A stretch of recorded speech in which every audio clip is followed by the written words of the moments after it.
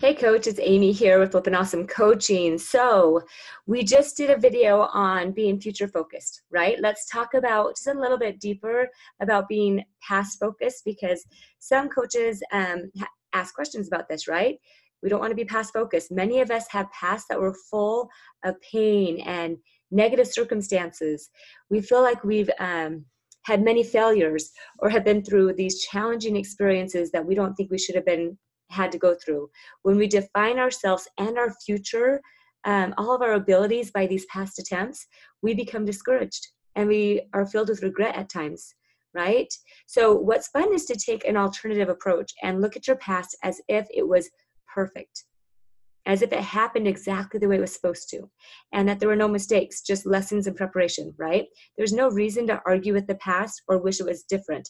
And in fact, there's a saying that's, if you argue with your past, you're only going to lose 100% of the time. I don't know who says that, but I've heard it. It's a waste of emotional energy. Instead, take that energy and focus on your future, something that you can impact, right? And this is something you're going to want to talk to your team about. One definition that I love of perfection that serves me really well is a Greek version of perfection, which is completion. We all think perfection is this absence of mistakes, but that one Greek definition of completion feels so much better than not having made any mistakes. If we adopt this belief, then we could say that every practice is a perfect practice. Once it's over, it's perfect. And the end of every day is perfect. And the end of every season in your sport is perfect, and so on, right?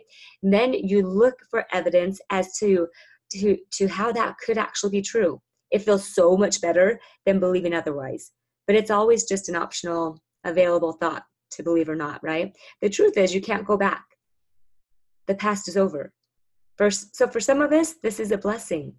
And the good news is, however, that the future is yours for the taking. So many times, if you ask a past-focused person what their plans are for the future, they have no idea where they're going.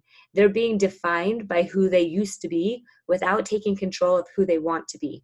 So you can tell when you're working with an athlete who is past-focused, because they'll say things like, kind of like what I was saying before, that's just how I've done it. I've always done it that way. That doesn't work for me. I've tried it. I hear athletes like, I've already tried that. I already know it's not going to work. I've had this issue my entire life, right? As a coach, I'm looking at them going, but maybe you didn't try it the way I'm telling you to try it. This is just how I am. That's another one I hear. I am not the kind of athlete who can do that. I've always been anxious. It's just who I am. I'm not a very good athlete. These are kind of things that I've heard, right? So an athlete who says these things is being defined by the evidence of their past, evidence they have been subconsciously looking for in order to prove their terrible belief systems. So while it can be important to learn from our past and grow from the mistakes that we've made, it's never recommended that you define yourself, identify yourself by what you haven't accomplished yet. It's time to turn around their heads, and your head if you feel the same, and start focusing on the road ahead.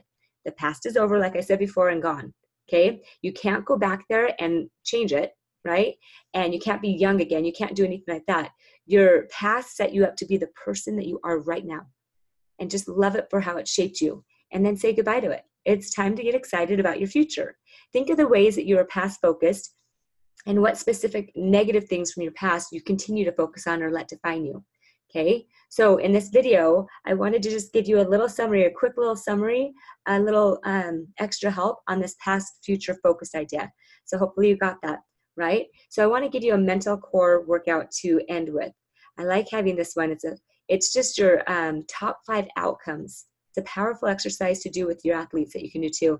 And it's just to have them write down the top 5 outcomes that they want in their athletic career. The 5 most important things that they want to have happen before their time is up in their sport or your time is up as a coach. It's shocking how many of us have never considered this question. Your athletes may need some help kind of prodding them. So to help them pinpoint 5 things on a paper, right? So, and there's so many different things. Sometimes they want to be better at their sport. They want to feel more confident. They want to be able to be that star running back person, whatever it is. So think about it and see what you think about those top 5.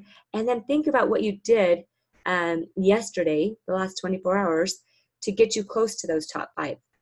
What were you doing to work towards those top 5 goals that you want, right? And how much time are you actually spending contributing to those top 5 outcomes? As you kind of can guess, a lot of times we're not spending very much time in the goals that we really have. So challenge that survival brain of yours and all those thoughts as to the excuses as to why you're not living your potential, and then make sure your life is truly supporting what you want. All right. So think about that. It's kind of fun to think about what do you really want. And it's another great exercise that you can use with your team to have them write down 50 things that they really want. And you'd be amazed at how many people, how many athletes are stuck after like 5. Okay. How much easier it is to complete things that we don't want than what we do want, because that's our natural brain, right? Look out for the things that are not right in the world. Well, I don't want that or that or that, but then we don't really know what we really do want. Okay. So think about that.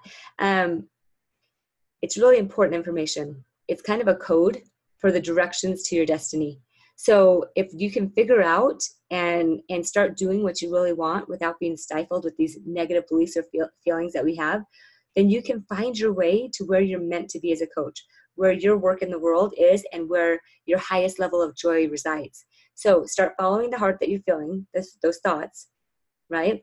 And then your life will become more effortless and more meaningful. It becomes like everything just illuminates, right? All right, so hopefully that helps you guys with a couple thoughts in the next video.